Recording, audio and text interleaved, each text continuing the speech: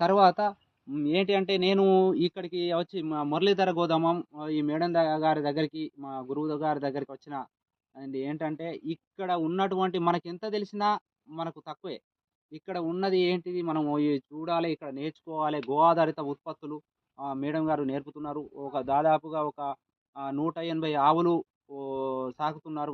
వాటి ఉత్పత్తులతోటి అందరిని ఇన్స్పిరేషన్‌గా అందరికీ ఎలా ఉండాలే, జీవన విధానం ఎలా ఉండాలా అనేది ట్రైనింగ్ ఇస్తున్నారు. మన కోసం, మనందరి కోసం చేస్తున్నారు మేడం. మేడంలో ఎలాంటి స్వార్థం లేకుండా మన కోసమే జేస్తున్నారు. తన ఫ్యామిలీని వదులుకొని అందరికీ ఆహ్, ఉపాధి కల్పిస్తున్నారు. అందరికి ట్రైనింగ్ ఇస్తున్నారు. మళ్ళీ ఇంకొకటేంటంటే ఇక్కడ ప్రతీది ఏది జూసినా గానీ మా ఏ వస్తువైనా దాదాపుగా ఒక 100, 150 రకాలు, 200 రకాల ప్రొడక్ట్స్ తయారు జేస్తున్నారు.